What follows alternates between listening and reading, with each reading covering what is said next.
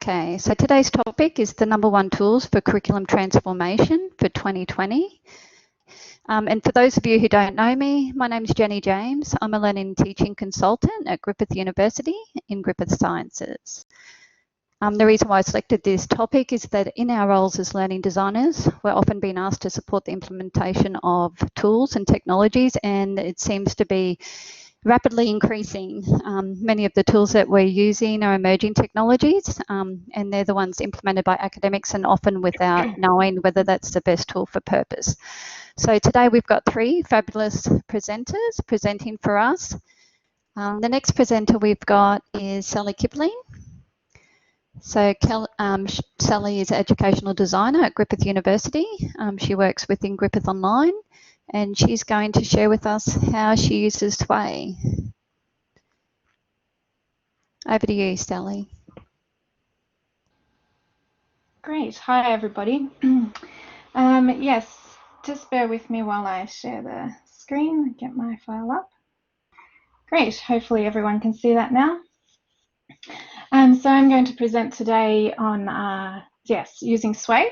So delving into Microsoft 365, which Griffith University has now had for a little while now, and we've discovered quite a few features and tools and apps that we can make use of for courses. So I'm going to take you through a few use cases of how we've explored using it. And first of all, let's start with what it is and why we would use it. So basically it's designed for a great way to present things in a web format. So it's an easy way to set up a web page with no HTML skill needed. So it's great for use with academics if you set it up in a template form and streamline it for them, and then it's very easy to then go in and edit.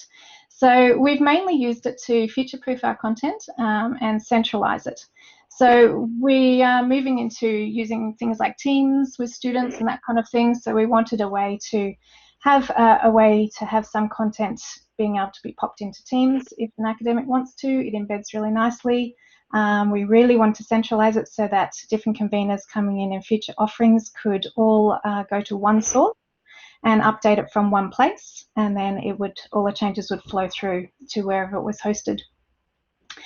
It's a great way to make the content visually appealing. We found that we could produce things really efficiently and fast in ways that we couldn't do in the LMS. And we also loved that the content is secure because students and staff are all on the same Microsoft tenancy at Griffith.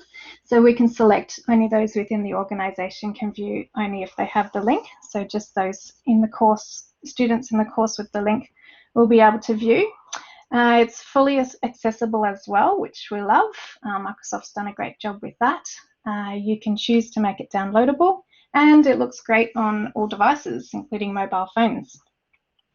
Another great feature we love was that you can actually start from a Word doc. So academics who want to just work in Word, because that's what they're used to, we give them a template and they fill it out, and then we just simply upload it to Sway and polish a few things. So Sway will read all of the heading 1s, heading 2s, and lay it all out correctly in the same way.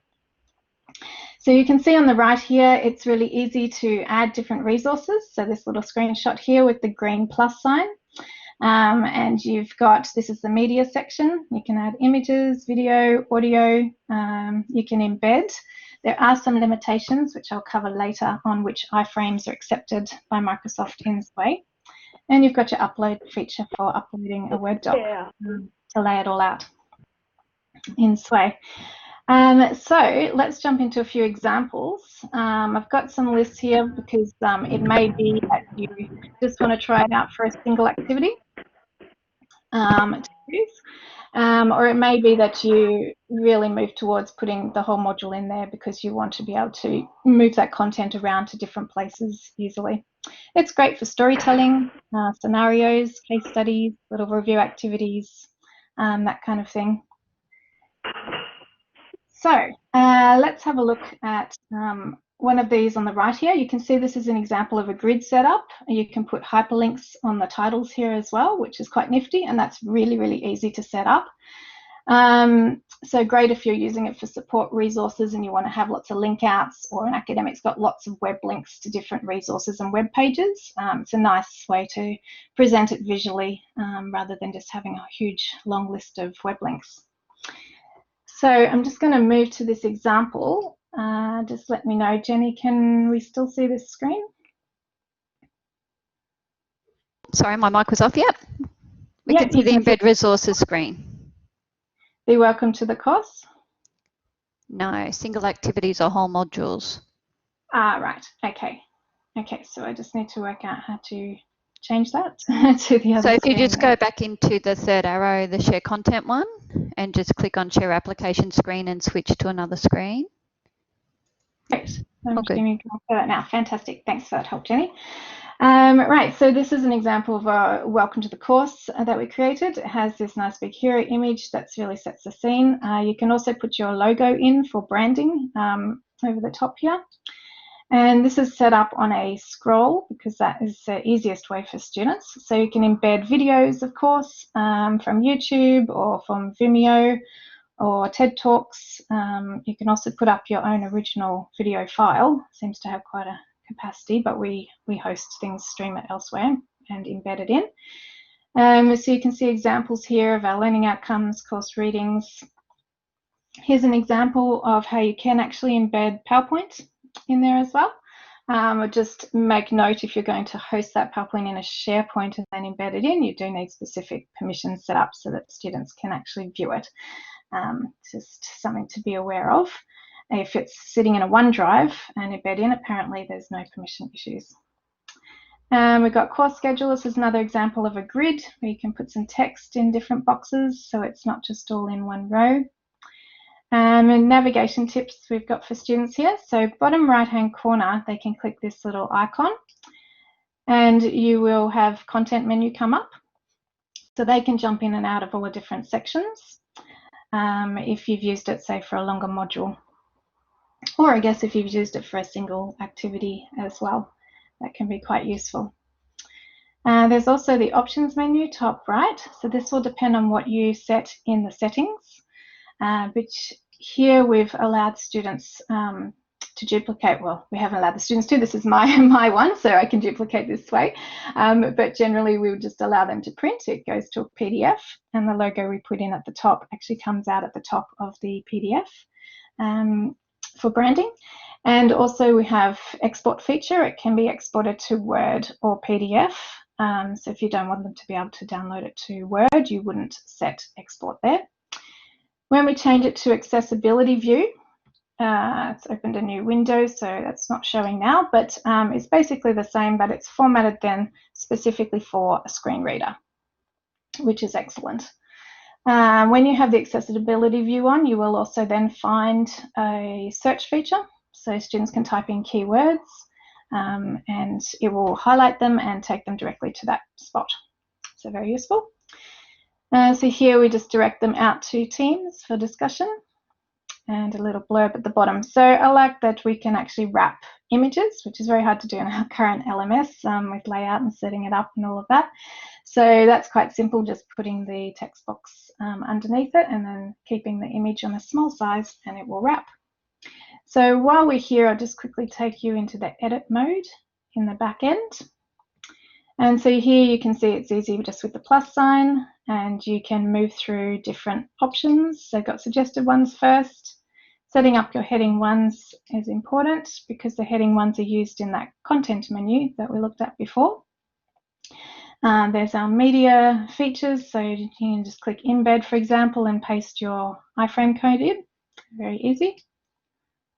And also group. So the grid here is what I used quite a bit before to lay out in the 4 grid. Stack is also really great, which I've got an example of elsewhere, which I will take you back to and we'll have a look, but it's basically flip cards. So you can use that for scenarios, and you can have the scenario and then students think about it and answer, and then they can flip the card and reveal the answer behind that. So it's a nice compact way to be able to get lots of review questions in. Right, I'm going to move back to my other screen. Just bear with me.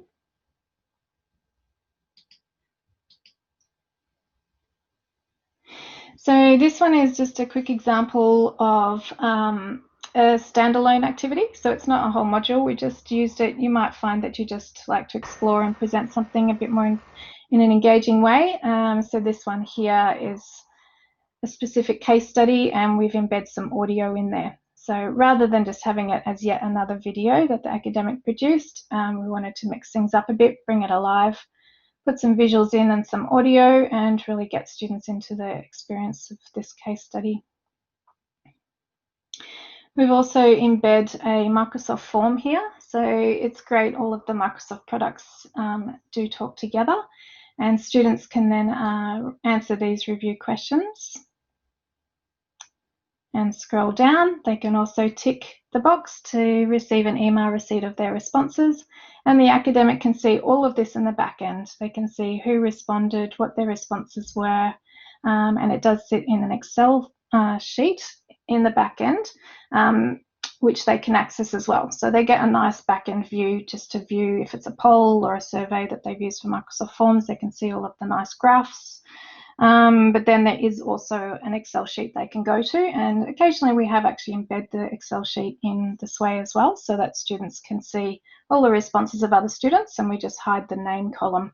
So another great use of Excel there, so that it's anonymous if that's the way academic wants to put it across, so students feel more comfortable actually responding. Great, so I'll just move back. Change screens.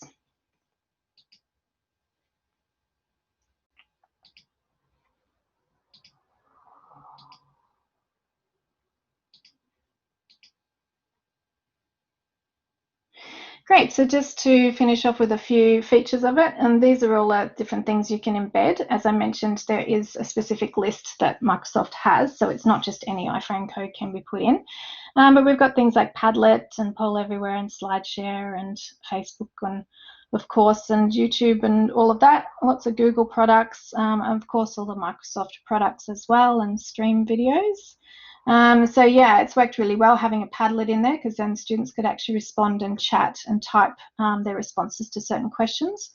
And we had quite a few academics who then just pull up the whole sway in their online class when they're teaching, and just go through and then make comment and talk further on the discussions and how students have interacted with the material along the way. So navigation and features, we've looked at the content menu, options menu, accessibility. I'll just dive a bit deeper into that. So of course, every time you put an image up, you can put alt text in. And it's also got an accessibility checker, which you can look at and click on at the end, and it will tell you any images you missed or any other features that you need to fix up, which is a brilliant feature, really. And then, of course, we've got our view for screen readers. We've also got some analytics. These are the things you can see there. It's not connected to showing the student's name, even though they're in their Microsoft account, but it does show you percentage time, percentage completion, time spent, and how deep a read they did. Yeah, so a few tips and tricks. You can copy content into Sway very easily. So you can just copy all your content from the LMS and paste it in, and it works really well. You can upload or just copy any content from Word or PowerPoint and pop it in. You can also, within a Sway, click copy on certain items and sections, and then just copy it into another Sway. So it's very usable. This is an example of a Sway embed in the Sway.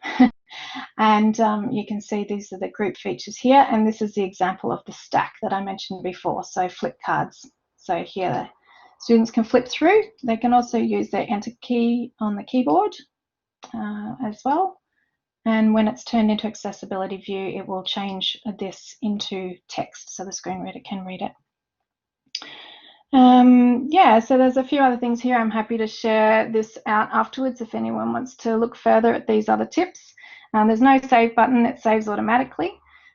So for version control, you would need to periodically export it to Word. And then if you did ever have a problem or things got accidentally deleted, you can just re-upload that Word document and it will reinstate everything. So lastly, a few considerations. Yeah, as I mentioned, it's definitely important to take that backup copy.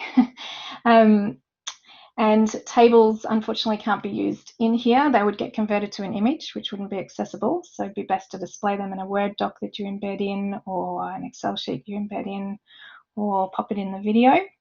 We always set everything to vertical view via styles, because that's a quick, easy way for students to roll through it. And if we did horizontal, where you have a right-click button, it is actually more complex to set up, because you need to group your elements on that page together. And because we want academics easily to be able to jump in and just update text or re-upload a video, we just set it in the scroll mode, because that's simplest.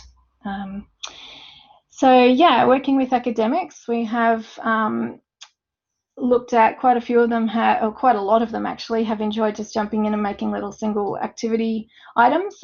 But if we want them to put their whole module in, we want to make sure that it's a well-polished, easy route to get to the final product. So we set up a Word template, and they just fill it into the Word template, and then we upload it to Sway. It is important to consider the fact of ownership. So it is only in the individual's Microsoft account. So we actually have few staff members who set up the shell, so that it's not spread across lots of academics' different accounts. So Microsoft Forms, you can actually add to a Microsoft group, so everyone in that group can access, but unfortunately not yet with Sway, but we are definitely calling out to them and on the lookout for when that happens. The great thing with it though is for staff access, we just take the edit link. We put the view link into the LMS for students. We take the edit link and put it into a SharePoint. So any new convener added to that SharePoint folder can just add themselves as an author and easily edit this way. So it has been great to have centralized content in one place that just flows through to wherever it's linked in. Have one source of truth, so academics know what the latest updated version of the content is, and be able to easily get access and edit. And yes, that's everything I want to talk about and show you today. Thanks so much, Sally. That was brilliant. I think you've answered most of the questions. There was a few people that had questions about the sharing, but I think that's been answered in terms of what you've said there with SharePoint. So I don't think, in terms of embedding... A couple of questions about analytics, Jenny. Okay, yep. Did you want to talk? Did you want to say anything about the what kind of analytics you get through Sway? Yep, absolutely. So here you get the total views for the Sway. You get the average time spent, and you get the completion percentage. So it will be able to see which sections they've clicked on and how much of it they've gone through. And then it just gives you a breakdown of 3 stages of how deep a read, whether they did a quick glance, or whether they stayed in there for longer, or whether they did a full deep read and really covered everything. So I would hope in the future, perhaps because they're logging in via their Microsoft account, that hopefully in the future Microsoft will link that and recognize be able to show us, who it was, so we can see who was actually participating, but not at this stage. Wendy's asked if we can share this way through the Moodle site, so I'll just share that link that you've given me, if that's okay, Sally? Yeah, absolutely. And then up top here under the examples, you'll be able to access all of these 4 examples. The one on the right, the future of managed funds, is just an example of a right-click one, which I don't make much use of, but sometimes if you've got the time to set it up, then you can do that. But otherwise, the other 3 are scroll feature.